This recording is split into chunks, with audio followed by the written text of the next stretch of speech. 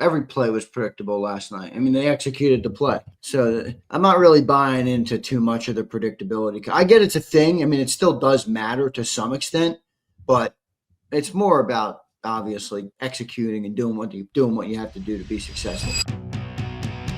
John, what do you think the key matchups are this weekend? I was watching an NFL.com preview video of the game, and apologies. Isaiah Rodgers is playing really good, man.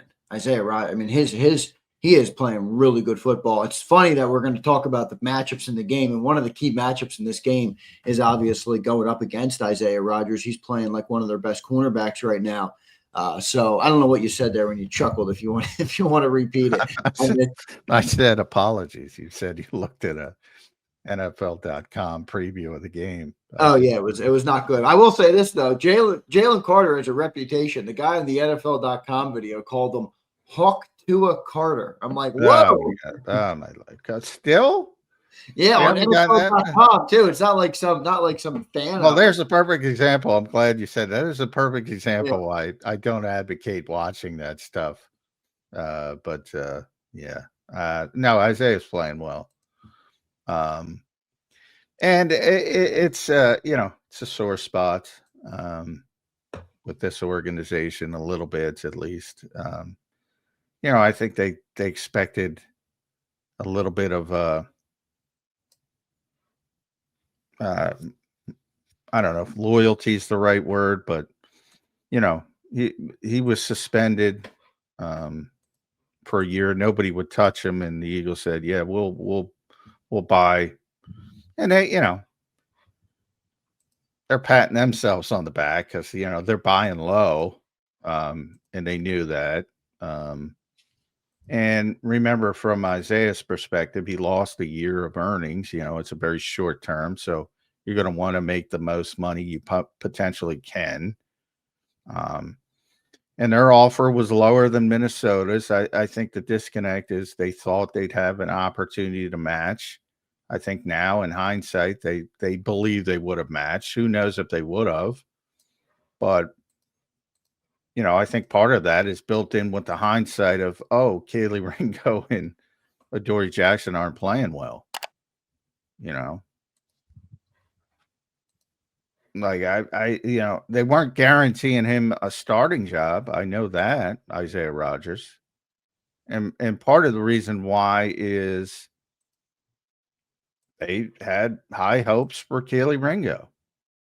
So if he goes on the open market and he's got a team who says, "You're our guy, you're our starter," and the Eagles say, "You're going to get first opportunity, but we really like this guy,"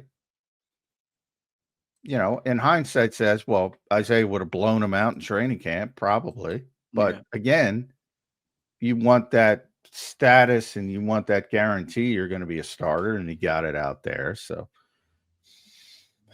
a wise man told me football's a zero-sum business, and sometimes you get guys, sometimes you don't get guys. Yeah, no doubt. It is what it is. Johnny Mac, coming into this game, offense has been obviously a big conversation. Defense as well, coming off a performance where they gave up 34 to Jackson Dart, Cam Skattebo, and Malik Neighbors list the New York Football Giants. But Eagles offense this week, John, what's the expectation for them to get going? They've talked like there's going to be some sort of change. I don't anticipate there's going to be a drastic change other than hopefully they'll execute better what they want to do, and the offensive line can create some holes and they can start to run the football, because that's obviously the best way for this football team to win. And that offensive line has been struggling this year so far. Not struggling, but struggling to the degree that we've gotten used to them playing at. They're not playing to that level. What is the expectation or the game plan in your eyes for the offense this week coming in versus the Vikings? Yeah, I think they're gonna try to get the running game on track. Yeah. I think that's the goal. I think they will do it. And I think most people, especially after the people who watched last night, let's throw the ball. Well, that's not our game. I mean, at the end of the day, that's the grips I'm coming to. I'm coming to. It is what it is. But I mean, if the running game, gets going, then you become more effective throwing the ball as well. So it should help both areas. But they a lot of people, a lot of talk about predictability. Again, I think Nick Sirianni, Jalen Hurts, Kevin Patullo explained it. Everybody's predictable on 3rd and 13. What pretend you're playing the Atlanta Falcons. What are they going to do on 3rd and 13? They're gonna either try to pick up the first down, or they're going to try to give up and punt and give a draw to Bijan. Again, we talked about last night's game. Every play was predictable last night. I mean, they executed the play, So I'm not really buying into too much of the predictability. I get it's a thing. I mean, it still does matter to some extent, but it's more about obviously getting, executing and doing what you have to do to be successful. Looking at that game last night, and again, we're a completely different style of offense. We're not going to compare the two. But I do think the one thing that's fair to look at and be like, what the heck? Joe Flacco's been there for 10 days, John. Like, we're in week 6 of year 4 with AJ and Jalen and Devontae, and we're still talking about getting on the same page. I mean, Joe Flacco's throwing out routes to the sideline on time, on amazing, target. Isn't it? I mean, you're just like, dude, 10 days they've been together. He's played with you. By the way, for 10 days. Those are the anticipatory touch throws that do not exist very much in the NFL now. A couple times they showed those outs with Chase's. The ball is out before Chase makes his break. Yeah. Those throws are not. Those used to be commonplace. Those used to be a staple in every NFL offense. They are not any longer. It's not like the Eagles are alone. Joe's played, I don't know, 200 NFL games. I get it, but he's only there 10 days. And again, I understand the anticipation, and that's his skill set. That's how he's in the league so long. I think he's, 18 years in the league, something like that, 40-something years old. But it just amazes me how on the same page they were. And we're like, every week we have the conversation. Even the receivers, it's not even like an us thing. The receivers stand at the locker room. Oh, we're trying to get on the same page. We're trying to get on the same page. How much more time do you need to get on the same page? I get it if you don't have those anticipatory throws or some of those are your different style of offense. I mean, we are in year 4. You have gone to 2 Super Bowls together. I mean, how much time do we need to get on the same page, John? Well, I think the same page talk is about more of the shift, if we want to use last night, more of the Rodgers stuff. Like, all right, extension of the running game. The numbers say this, do this. I think that's what they mean. Not the, that's a staple throw. Like for Joe Flacco, that's a staple throw. He can do it in his sleep. He can do it as long as you know how to run the route. All these routes are very structured from the standpoint of landmarks. You as the receiver, you have to cut at a certain landmark. And it has to be the right depth and the right time, and then the ball is going to be there. If you have a quarterback who can deliver the football like Joe can. So that's not really, there's some chemistry to it, and some feel. And, Joe probably goes in and says, well, I got 2 pretty good receivers, even though he hasn't played with them. I'm just going to trust them and throw them. So, yeah, he's just, he's going to trust them and not look goofy doing it. But that to me, that's not the same page talk. The same page talk is about, adjustments at the line of scrimmage, changing plays, hands. You saw Rodgers with all his hand signals. Sometimes he's faking it. Sometimes he's not, to throw off the defense. I think that's what they're talking about, being on the same page. The anticipatory stuff is just not, it's not coming. I mean, yeah, it's not coming. Not coming, but I mean, look, I'm not trying for it to come. I understand. I do think the talk of them, whatever the case may be. Sometimes it baffles my mind how they've been together this long and they still look, like they struggle so much at those simple things. But it is what it is. Obviously, moving forward, Saquon Barkley, John, though, this defense, this Vikings defense, great against the pass, not so great against the run. We talked about the interior of that defensive line, but our offensive line's been struggling, John. It's the bread and butter of this football team, and they have not been playing as good as really we need them to play if we're going to play this style of football, as you've pointed out. They need to have a big game this week. What do you like? How do you like that matchup, Eagles O-line versus that Vikings D-line? Yeah, I like it. Undersized defensive front, bunch of pass rushers, no run defenders, no run support people. They don't have a Jordan Davis. They used to have a Jordan Davis. They traded him away to make room for more pass rushers and more guys who can get after the quarterback. The linebackers are weak behind Blake Cashman, who's coming back but hasn't played for a month. So they're not good at run stopping, and they've already been gashed by a number of backs this year, including Kenny Gainwell.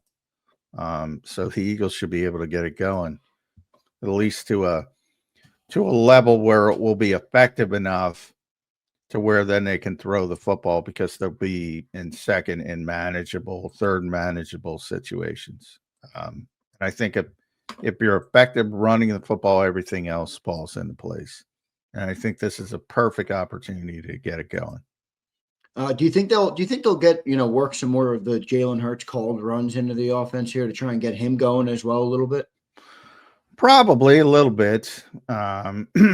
Because again, I think it'll be there, and it's time to turn on the switch, I think, from their perspective. And that's what a bad loss does. And that's why sometimes it's just natural. When you have a poor game and you just focus a little bit more, bear down, and play better. I think you're going to it'll come down to that basically. And yeah, I think he'll run the football. You have to see what Flores is doing. I assume we'll have a spy, but that might have been Van Ginkel's role, but I will see. That's a big one to keep an eye on, because they're a different team when he's out there. But I don't think he's going to play. That's my early indication. So I think it's styles make fights. I think it's a good matchup for the Eagles. What about the other side of it, though, John? I mean, if you're the Vikings coming into this game, where do you think they have an advantage, either offensively or defensively in this game? Well, they definitely have advantage with their receiving core. But, that's where the Eagles have to make sure that they speed up Carson Wentz and get him off his spots, and get them behind the sticks, because they tend to be very greedy, I would call them, like a lot of long developing routes, like I said, and probably should dump it off a little bit more, but they're always going for the deep shot and the explosive play. So you're probably going to see a handful of those where you're tearing your hair out, if you have hair, unlike me, but they're going to get gashed by Jefferson and Addison at times. Probably a couple blown coverages are in there. So I think there's going to be some points in this game. But ultimately, when it gets to the fourth quarter, I think you'll see a lot like last year's Eagles, where even if it's a close game, Minnesota will have a very, very difficult time stopping the running game. Yeah, it's going to be interesting to see how that plays out. If the Eagles can get the run game going, I think it'll be a good week, and the Eagles will get back in the win column this week. We will see if they're able to do that. John, you just brought up the Vikings receivers and some of them. They do have a lot of good playmakers right now. Wentz is still Wentz, so he's a little streaky. He has the propensity to hold on to the football if the reads aren't there. But it's kind of the in-between there, John. Like, he's either really quick with the ball, which is why he's number one in next-gen stats and releasing, or he holds on to it and is going to take a bunch of sacks. So, the Eagles, that front of the Eagles D-line is going to have to create some pressure and try and throw him off his spot. and then if the corners can hold, I think you should be able to have a good defensive day. But it also does exist where, he could be getting that thing out quick. I don't know, looking a little like Joey Flacco last night. And the defense will be struggling, John. But I do think the Eagles will be able to manage that well. Yeah, you never know. With Jefferson out there, you're susceptible to get a big. Well, I mean, the problem is you need the pressure to come from the interior, because I don't think we can expect Uche and Ojulari or really even Jalix to get all that much pressure. Yeah, I never like when your best part of your team is the receivers. Not I wouldn't like it. I like it. It's a luxury. It's a luxury for it's awesome to have, but you need the other stuff before you can take advantage. How many of their O linemen are playing? Because I know they were missing like 4 last week. Yeah, a bunch of them are coming back. I think they're coming off a bye week here. Yeah, Donovan Jackson's definitely coming back. He's their left guard. He's a rookie, but he's a pretty good rookie. Darisaw had to leave, but he's healthy. They're just managing him because he's coming off a torn ACL late in the season last year, but he's playing really well, so he'll play. The center's out. He's on injured reserve. Their center's really good, Ryan Kelly, but he's always hurt. He's an Alabama guy. He's really good, but he's always hurt. He's hurt again. So he's out.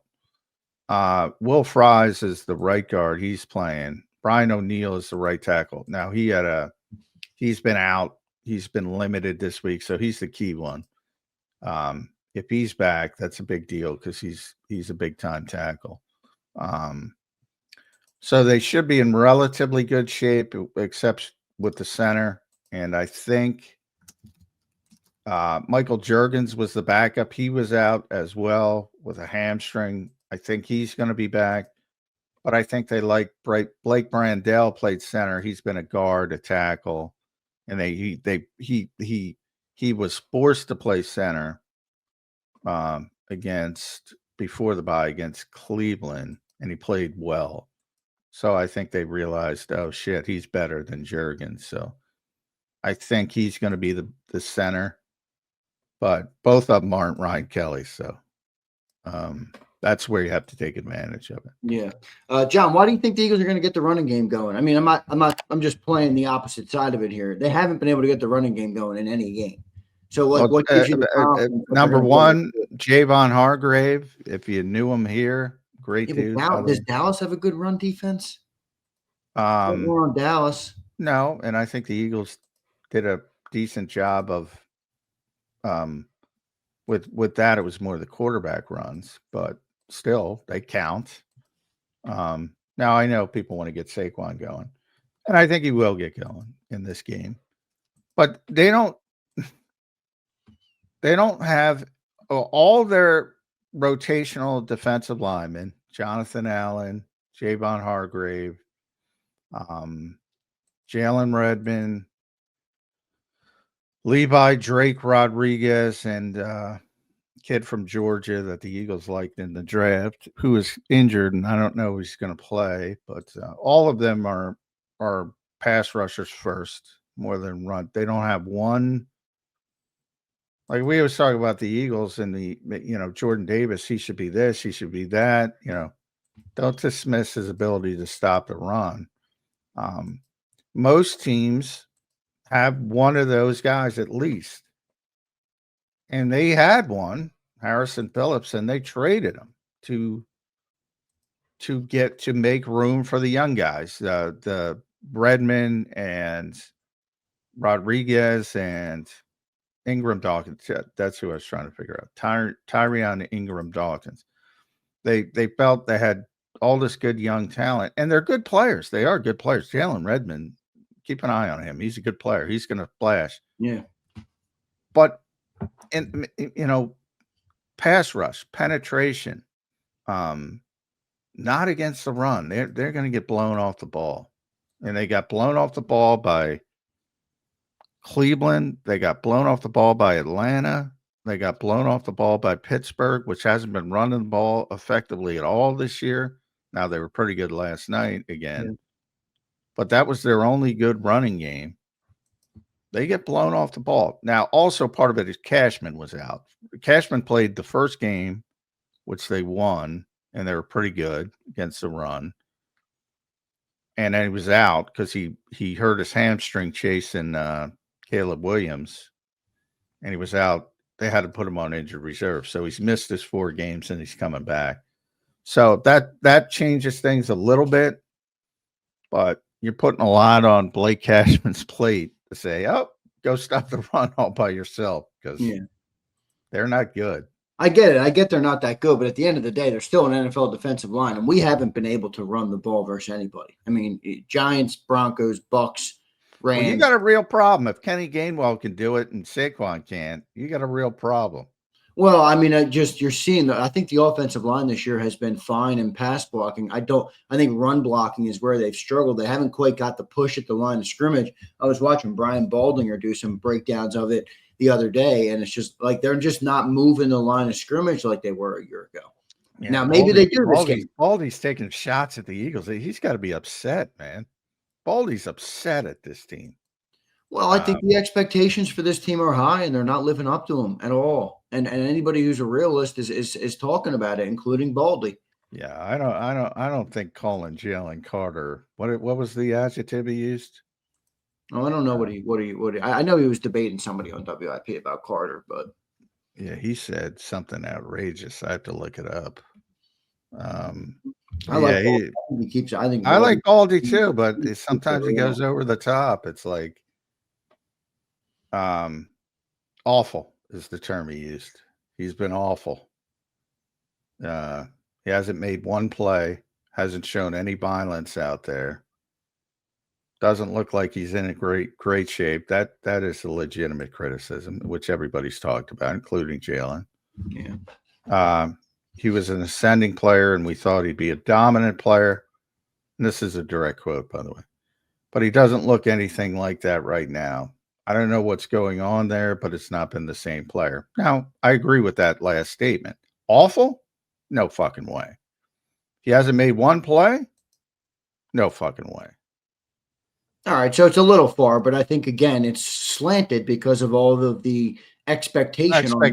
Right. It's very slanted because we talk about Carter like he's going to be the best defensive tackle in football. Now people come into seasons and they expect that type of play. I think he's just been an okay defensive tackle. He's been a solid DT this year. Well, I would argue he hasn't lived up to what people outsiders expected. I agree with that wholeheartedly. Yeah. But I don't think he's wrong on the O-line. I mean, shit, he might be wrong on Carter a little bit. I don't think he's been wrong on the O-line. Coming out of the New York Giants game specifically to say that just the fact that he wasn't there, and you saw what happened when he wasn't there, I mean, should talk you off that ledge. But to the offensive line perspective, look, I mean, individually, Lane has played well. I think Baldy would admit that. Jordan has played well. I think Baldy. When Lane's out there, he's still Lane. I mean, it's almost incredible how good Lane continues to play. Tyler, I think, has been better than anybody expected. And so you're talking about 2 guys. You're talking about Landon Dickerson and Cam Jurgens, who have not played up to their reputations, and both injury related or at least worn down, physically related. So I think that's fair if you look at the offensive line. But again, contextually, and Baldy looks at all teams, and I think he would admit if you knocked him down and locked him down, and I mean, watch some of these other freaking offensive lines. Well, there might be, again, John. It might be a little bit of the expectation. Yeah, the expectations of you just came off seeing one of the best offensive lines ever.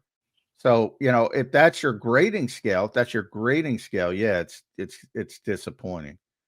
Well, let's just use this year then as the grading scale. They haven't really been great in the running game, right? Well, the running game has. Is it more on O-line or is it more on Saquon in your eyes? That why they've been? Because I don't think Saquon looks like he lost a step. Now, the evidence would tell me I'm wrong if you only look at the statistics. if you watch the game, it does look like he's getting hit more behind the line of scrimmage this year. I think it was like 37% of the snaps, 37% of the running plays. He's getting hit behind the line of scrimmage. It's not the same right now. So you could also put, to play devil's advocate, I could say that you're saying something that hasn't been proven to be true yet this year, that they're going to have a good game running or a good offensive line performance. Well, yeah, I think that's why, they have to do it. But it's always that's where the let's face it, in our media environment, calling somebody awful is going to gain traction versus, talking people off the ledge, and bringing in the context. So when you say who's more to blame, and it gets boring, but it's everybody. It's the offensive line. It's Saquon. It's situations. It's getting behind the sticks. It's how the opposition is playing.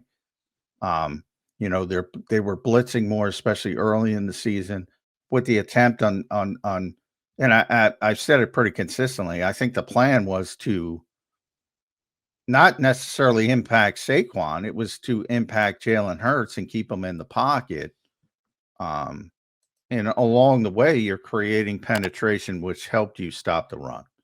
I think that was the plan early. Ironically, the Eagles have handled the blitz and from a passing perspective well, and now they're struggling with simulated pressure, and guys dropping into coverage.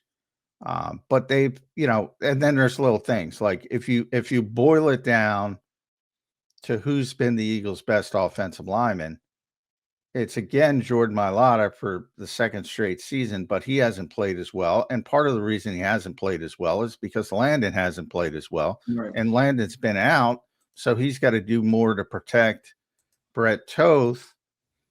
It's a very chemistry-laden group. And then Cam hasn't played as well, which is affecting left guard and right guard. And that's where I think Tyler has actually been much better than I expected. If you're talking about people who've exceeded my personal expectations, he's at the top of the list. And then Lane is Lane. But I will say in the Giants game, everybody pretty much played poor. Lane and Jordan played poorly in the Giants game. I mean, a lot of people played poorly in that game. So that's rare, but I don't expect that to continue on a daily basis. And everybody, it doesn't matter how good you are, everybody's going to have bad games in this league. Everybody.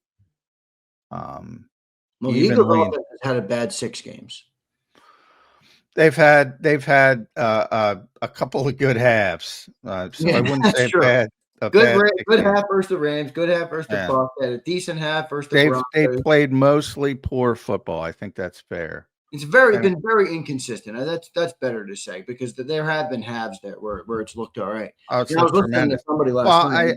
I've said it also pretty consistently. It's strange that they have so many 3 and outs, but when they get that first down, they're so efficient. It's weird. I've used that term. Normally, when you have a bad offense, you have a bad offense. When they start to get rolling a little bit, it looks like a really good offense, right. But it's been very, very short windows, and obviously not the kind of windows you need.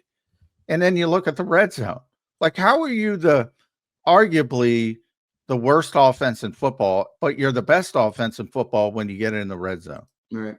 How weird is that? It is. Because it's tighter, a lot of people say it's harder down. Obviously, it's harder down in the red zone. Jalen Hurts seems to thrive in the red zone more than most. So, well, he's a big part of it because he's so difficult. Not only to tush push, but he's so difficult to deal with the legs, right? Yeah.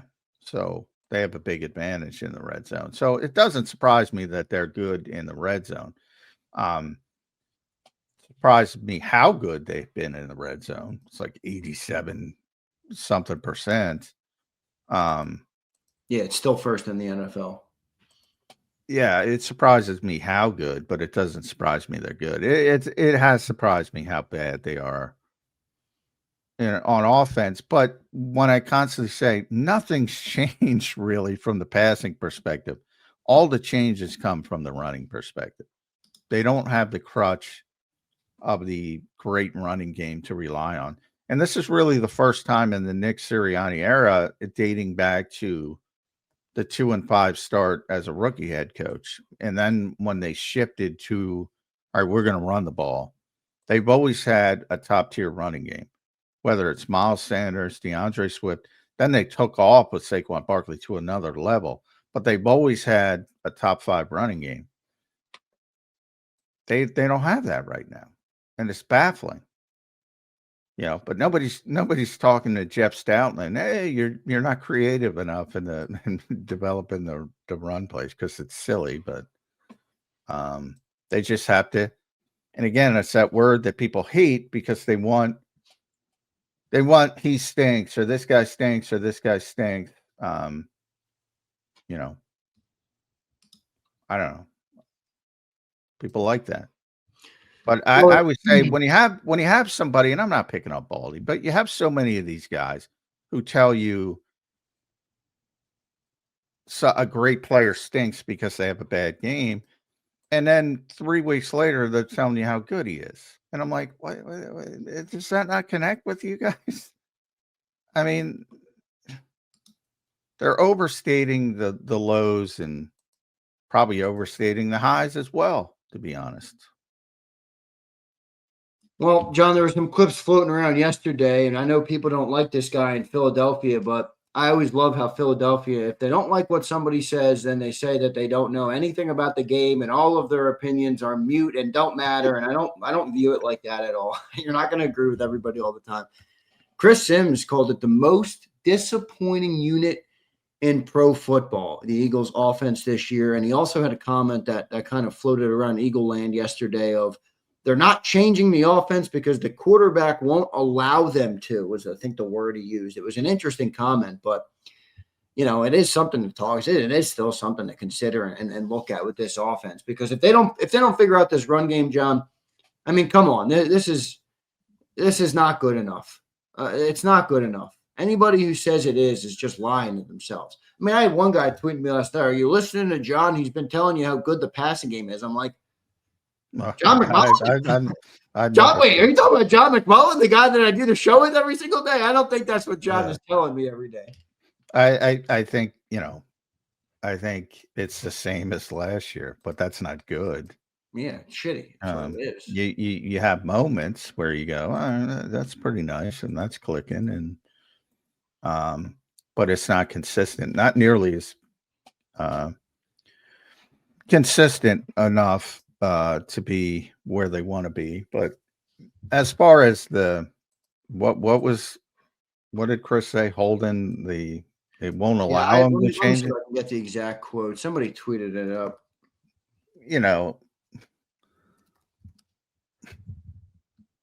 I don't. And Chris is another guy. He should know better. He's played in the league. I mean, what do you mean not allow them? He said. So I'm not watching the clip, but it's playing. And this guy tweeted out, the Eagles don't make changes to the offense because Jalen won't stand for it. Well, I think I know what Chris said. Just paraphrasing now. Yeah, I don't think that's the case. I think they don't make changes because they're trying to accentuate what he does well. And you've seen that over 4 different coordinators now. And it's almost like you're beating people over the head with it, and they don't recognize it because they see the difference in success rate. Well, you go to the Super Bowl with Shane. Yeah, but disappointing year with Brian. You go to the Super Bowl with Kellen and win it. And you have a disappointing year so far from an offensive perspective with Kevin. So they don't see that the skeleton, the foundation is the exact same thing. And the difference between the results is the execution inside that skeleton of an offense, which, there's been some involvement. And, Kelsey retiring gave Jalen more autonomy. And he's gotten better. He's gotten better at the blitz. I say, I give Jalen tons of credit. He's gotten much better at the blitz, and now they're struggling with situational pressure, simulated pressure. Which real quick, that word's been used a lot, just for the audience. I mean, explain what that means. Well, you're going to Basically see a lot of it. showing That's when you pressure at the show line, blitz dropping and then back from the drop zone. out. Yeah. And you're going to see a boatload of it this week. Yeah. You're going to see 7 guys on the line. And the whole idea, Floor's whole thing is, all right, who's coming, who's dropping? And a lot of it is a guessing game. You do as much film work as possible and try to look at their trends. But a lot of it is just guessing, and at one time, like this is where Van Ginkel becomes such a problem because he might be coming and he's one of the best pass rushers in football, and he might be dropping and he's like a big, giant, long guy with ball skills. I call Jihad Campbell praying mantis. That's what he is, but he's got ball skills and he knows what he's doing, and football IQ and savvy and everything. And if Vic had his druthers, he'd be here. But I don't think he's going to play. But you'll see it with Minnesota more than anybody else. They will constantly have 7 people at the line of scrimmage, and some will be coming and some will be dropping, and it's almost like pick your poison and hope you choose right. Yeah. It is interesting. We'll see how this game goes this weekend. Eagles need to get back on track, John. They've dropped 2 straight. I know it's not a must win, but you don't want the bottom to fall out from under this thing. This Eagles team, John, they live on the extremes. 23, they start 10-1, and then they go 1-6. Last year, they start 2-2, and it looks ugly, and then they go like 16-1 and win a Super Bowl. They seem to live in the extremes, John. If they lose 3 straight, I think it could. You don't want this thing to fall out from under you. So the Eagles are going to have to win this week. I think as close to a not must-win game as you can have.